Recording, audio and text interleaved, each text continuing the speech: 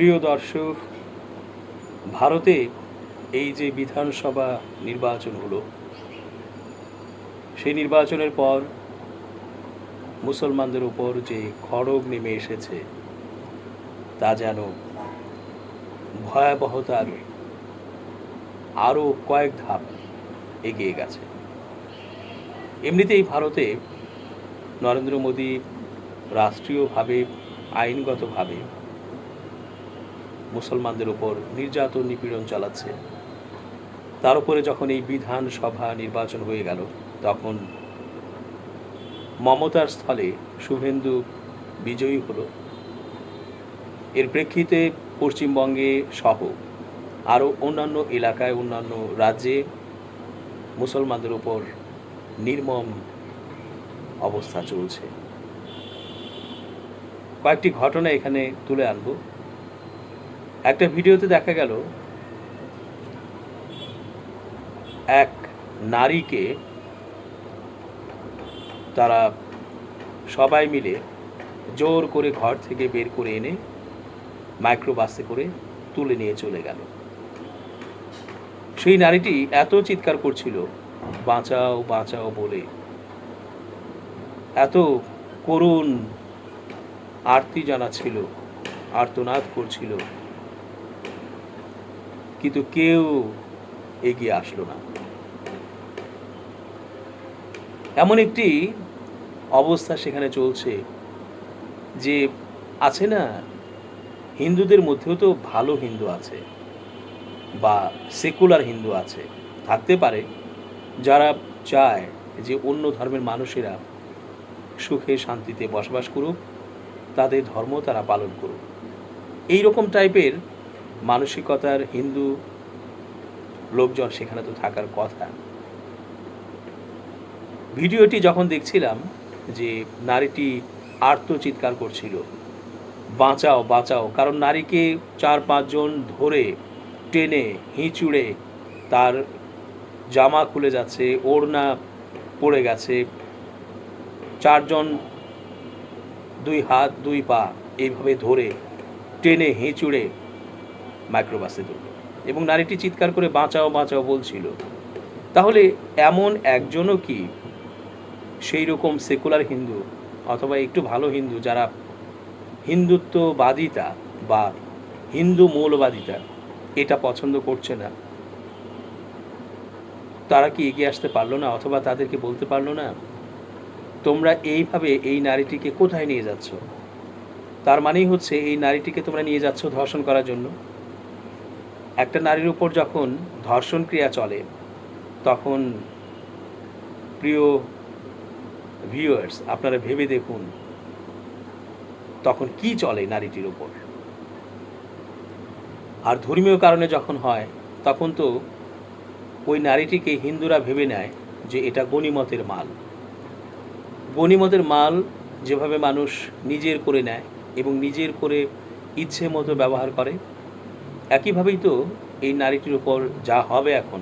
4 জন নিয়ে গেল তুলে মাইক্রোবাসে করে, যেখানে নিয়ে গেল সেখানে কতজন থাকবে তাকে ধর্ষণ ক্রিয়ার সেই অবস্থায়, সেটা আমরা কিন্তু কল্পনাও করতে পারছি না। হয়তো 10, 12, 15, 20 সবাই মিলে সংঘবদ্ধ ধর্ষণ করবে মেয়েটিকে, তারপর খুঁচিয়ে খুঁচিয়ে মারবে, হত্যা করবে। এই দৃশ্য দেখে মানে যার হৃদয় নেই, বলা যায় পশু, মানে বাঘ যদি হতো, সিংহ যদি হতো, বা একটা কুকুরও যদি হতো, তারা কি পশু হয়েও এই দৃশ্য দেখে চুপ থাকতো? থাকতো না। তারা ঝাঁপিয়ে পড়তো পশুর চেয়েও খারাপ মোদির হিন্দুত্ববাদিতাকে, যারা উপজীব্য করে, রাষ্ট্রীয় আইন ব্যবহার করে, শক্তি ব্যবহার করে তা করে যাচ্ছে মুসলিমদের উপর। এটা তারা নিশ্চয়ই বাধা দিত। কিন্তু যারা নিয়ে গেল তারা পশুর চেয়েও খারাপ, তারা হিংস্র জানোয়ারের চেয়েও খারাপ। আর সেই জন্য তারা এইভাবে মুসলিম নারীটিকে টেনে হিঁচুড়ে একেবারে 4 জন 4 দিকে 2 হাত 2 পা ধরে তারা তুলে নিয়ে গেল।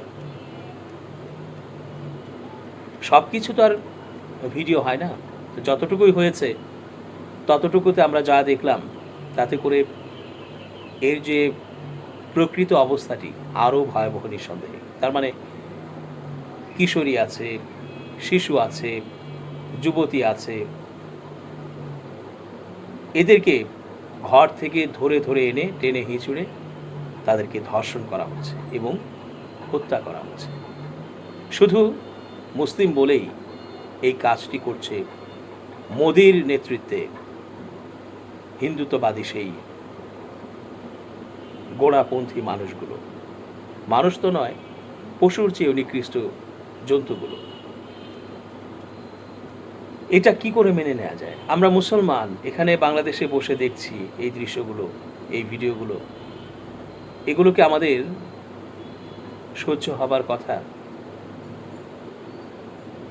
একেবারেই সহ্য হবার কথা নয়, কোনোভাবেই মেনে নেওয়া যায় না। এর প্রতিবাদ কিভাবে হবে, কি করে হবে? আরেকটি ভিডিওতে দেখলাম যে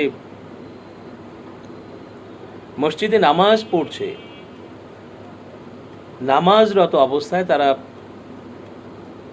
হাত বেঁধেছে, সূরা পড়ছে দাঁড়িয়ে। সেই সময় হিন্দুরা এসে পেছনে বাড়ি দিচ্ছে, লাঠি দিয়ে, অস্ত্র দিয়ে, চাপাতি দিয়ে আঘাত করছে মুসল্লিদের ওপর। সেজদা করছে মুসল্লিরা, আল্লাহর রাহে, আল্লাহর দিকে সেজদা করছে। সেজদা হচ্ছে সবচেয়ে সুন্দর একটা জিনিস, যেটা আল্লাহ খুব পছন্দ করেন। যে বান্দা যখন সেজদা দেয় তখন মনে হয় যে বান্দার সাথে আল্লাহর মধ্যে যে দেয়াল বা পার্থক্য বা দূরত্ব কিছুই থাকে না। অর্থাৎ এক একটা সেজদা হচ্ছে এক একটা মিরাজ, মানে এইরকম কাছাকাছি বান্দা এবং আল্লাহ হয়ে যায় এক একটা সেজদার সময়। সেই সেজদা দিচ্ছে মুসল্লিরা, সেখানে সেজদারত অবস্থায় হিন্দুরা এসে উগ্রপন্থী, মৌলবাদী, দুষ্কৃতিকারী, জঘন্য পশুর চেয়েও তারা এসে লাথি দিচ্ছে পেছনে, সেই সেজদাকারীর পেছনে। এবং মসজিদে নামাজ হচ্ছে, সে সময়ে ঢোল বাজাচ্ছে, জয় শ্রীরাম বলছে। সভ্য মানুষ, জ্ঞানী মানুষ কখনো এটা করতে পারবে? কখনোই পারবে না। এটা হয় না। এটা নিকৃষ্ট, জন্তুর চেয়েও নিকৃষ্ট। আমরা এইরকম জন্তু আমরা দেখতে পাই না যে এতটা নিকৃষ্ট হতে পারে। তাহলে দেখতে মানুষের মতো, কিন্তু এরা জন্তুর চেয়েও, জীব জন্তুর চেয়েও, হিংস্র প্রাণীর চেয়েও এরা নিকৃষ্ট থেকে নিকৃষ্টতর। এখন এই যে ভারতে বিভিন্ন রাজ্যে মুসলিমরা বসবাস করেন, তারা তো ভারতেরই নাগরিক, সেই রাজ্যগুলোর নাগরিক। সেখানে তাদের অধিকার তাদের সংবিধান অনুযায়ী, আইন অনুযায়ী যেভাবে আছে সেভাবেই তো পাবার কথা। কিন্তু যেহেতু রাষ্ট্রীয়ভাবে সেখানে হিন্দুত্ববাদী এই চর্চাটি সেখানে চলছে, নির্যাতনের মাত্রা বাড়িয়ে দিয়ে মুসলমানদের কোণঠাসা করা হচ্ছে রাষ্ট্রীয়ভাবেই, আইনগতভাবেই, মোদির সরাসরি নেতৃত্বে। এবং আপনারা জানেন, শুভেন্দু বলেছে যে আমার রাজ্যে থাকতে গেলে, ভারতে থাকতে গেলে হিন্দু হয়েই থাকতে হবে, আর হিন্দু ছাড়া এখানে আর কারো কোনো জায়গা নেই। যারা মুসলিম আছো তারা চলে যাও বাংলাদেশে বা অন্য কোনো মুসলিম কান্ট্রিতে, এখানে থাকতে চাইলে হিন্দু হয়েই থাকতে হবে, আর এটা হচ্ছে ভারত, হিন্দুস্থান। সুতরাং এই হিন্দুস্থানে অন্য কোনো ধর্মের লোক থাকতে পারবে না, মানে মুসলিমরা থাকতে পারবে না, হিন্দুরাই থাকবে এখানে। একজন রাজনীতিক, যিনি রাজনীতি করেন মানুষের জন্যই তো। মানুষ কোন ধর্মের, কোন রঙের, কোন মূল্যবোধের, কোন আদর্শের, এগুলো তো বিষয় নয়। বিষয় হচ্ছে নাগরিক হিসেবে সংবিধানে যা আছে সে অনুযায়ী সে তার অধিকার পাবে, নিরাপত্তা পাবে, সামাজিক মর্যাদা পাবে, ব্যবসা বাণিজ্য করার সুযোগ পাবে, বেঁচে থাকার আনন্দ সে পাবে, করতে পারবে। কিন্তু তাদের সংবিধান তাহলে হয়তো এইভাবেই লিপিবদ্ধ এখন নতুন করে করা হচ্ছে যে সেখানে হিন্দু ছাড়া আর কেউ থাকবে না। হতে পারে হয়তো তারা নতুন করে সংবিধান লিখছে, কিন্তু যদি এইভাবে তারা সংবিধান লেখে অথবা আইন প্রণয়ন করতে থাকে, তাহলে সেটাও একদিন তাদের দিকেই বুমেরাং হয়ে আসবে। আজ তারা হয়তো তাদের ক্ষমতা আছে, তাদের পাওয়ার এখন আছে, জনসমর্থন আছে, সংখ্যাগরিষ্ঠতা আছে, সেই কারণে মুসলমানদের উপর নির্যাতন, নিপীড়ন, হত্যা, এমন কোনো জঘন্যতা নেই যা মুসলিমদের উপর হচ্ছে না। আমরা জানি যে সময় গড়ায়, বছর এগিয়ে যায়, যুগের পর যুগ অতিবাহিত হয়, ক্ষমতার পালাবদল হয়, এবং তখন এই যে ক্ষমতার পালাবদলে মানুষের মানসিকতার চেঞ্জ আসে, সেই চেঞ্জের সময় কিন্তু আজ মোদির বাহিনী যা করছে মুসলমানদের উপর এই ভারতে বিভিন্ন রাজ্যে, একদিন এমন সময় তো আসবেই যেদিন হিন্দুরাই নির্যাতন, নিপীড়নের শিকার হবে হিন্দুদের দ্বারাই। অর্থাৎ মোদির এই যে অপজন্ম, বর্বর মানুষগুলো, সমর্থকগুলো, এই তারাই কিন্তু নিজেদের মধ্যেই কলহে জড়িয়ে নিজেরা শেষ করবে নিজেদেরকে। এটা হবে। বা এমনও হতে পারে যে মুসলিমরা সেখানে শক্তিশালী হয়ে উঠল এবং কোনো না কোনোভাবে তারা হয়তো সেখানে পর্যুদস্ত হলো। হতে পারে, ইতিহাস তো ঘুরে ফিরে নানা রঙে, নানা লেবাসে ফিরে আসে। যারা জ্ঞানী এবং যারা বুদ্ধিমান, যারা সভ্য ভদ্র, তারাই শুধু শিক্ষা নেয়, বাকিরা কিন্তু ওই গড্ডালিকা প্রবাহে গা ভাসায়।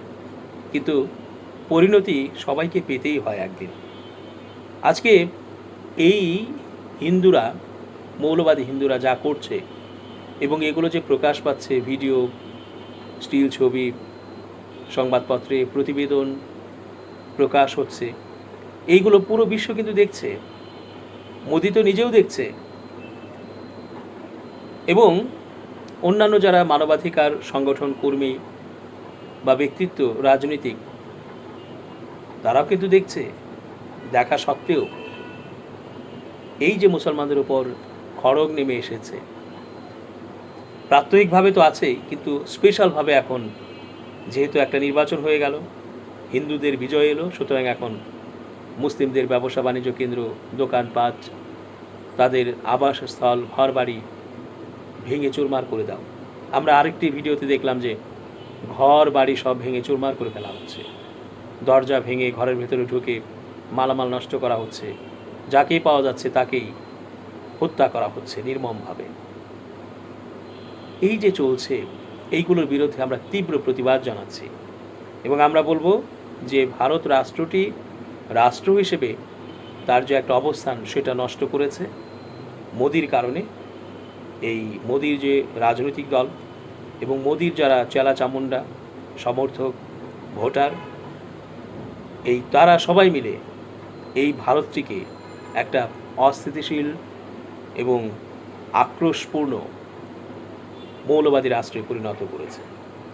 আমরা বলতে চাই যে ভদ্র সভ্য মানুষরা কখনোই এইভাবে কোনো কারণ ছাড়াই শুধু হিংসা, বিদ্বেষ এবং অন্য ধর্ম অর্থাৎ মুসলমান হবার কারণে এদের উপর এইভাবে নির্বাচন পরবর্তী সময়ে নির্যাতন করা হচ্ছে, যেটা জঘন্যতা ছাড়া আর কিছুই নয়। আমরা বলবো যে আন্তর্জাতিক মহল যারা দেখছেন, যারা সাংবাদিক আছেন, যারা বিশ্লেষক আছেন, যারা রাজনৈতিক আছেন, মানবাধিকার কর্মী আছেন, মানবাধিকার সংগঠনগুলো আছে, সবাই ফুঁসে উঠুন এবং এই যে মুসলমানদের ওপর কোনো কারণ ছাড়াই অকথ্য ভাষায় তাদেরকে গালিগালাজ করা হচ্ছে, মা বোনদের ঘর থেকে বের করে এনে ইজ্জত লুটে নেওয়া হচ্ছে, হত্যা করা হচ্ছে এবং ধর্মীয় আচার সংস্কৃতি পালনে বাধা দেওয়া হচ্ছে নির্মমভাবে, তা নিঃসন্দেহে জঘন্যতা এবং এটার বিরুদ্ধে ফুঁসে ওঠা উচিত। ভারতের প্রশাসনকে শক্ত ভাষায় জানিয়ে দেওয়া উচিত, এটা হতে পারে না, এটা করতে দেওয়া হবে না। পৃথিবীটা এখনও ওই যারা জঘন্য, যারা বেঈমান, বর্বর, শিরককারী আল্লাহর সাথে, এবং নাস্তিক, জন্তু জানোয়ারের চেয়েও জঘন্য, তাদের কাছে জিম্মি হয়ে যায়নি। আমরা যারা ভদ্রজন আছি, সভ্যজন আছি, তারা এটা দেখে নেব।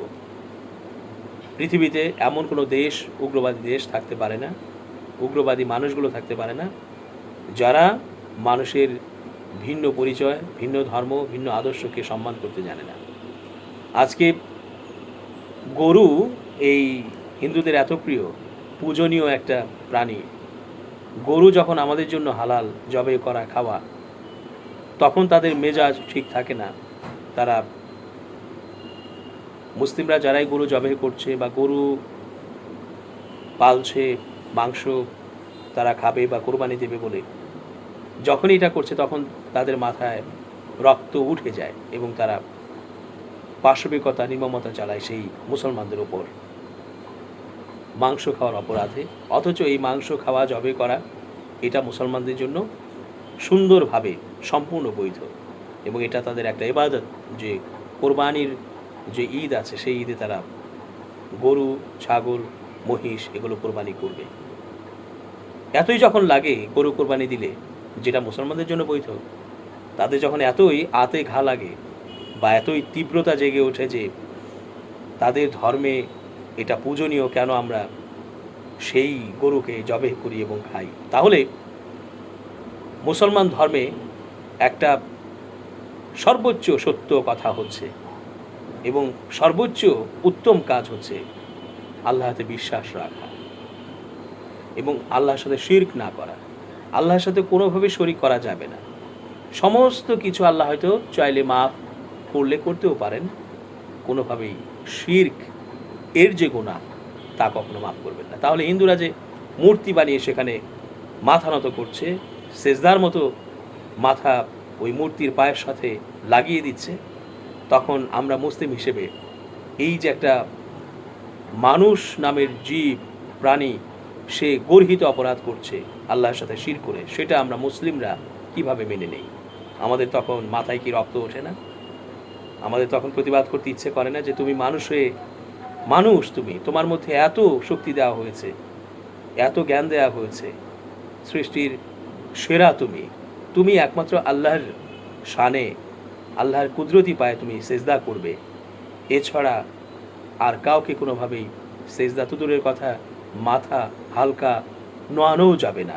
তাহলে যে কাজটি করছো শিরকের মতো, হিন্দু হয়ে মূর্তি বানিয়ে প্রতি মুহূর্তে তোমরা শিরক করছো, আল্লাহর সাথে শরিক করছো এবং নাস্তিকতা প্রদর্শন করছো, তাহলে তখন মুসলিম হিসেবে আমাদের সেই কাজটিকে কেমন মনে হয়?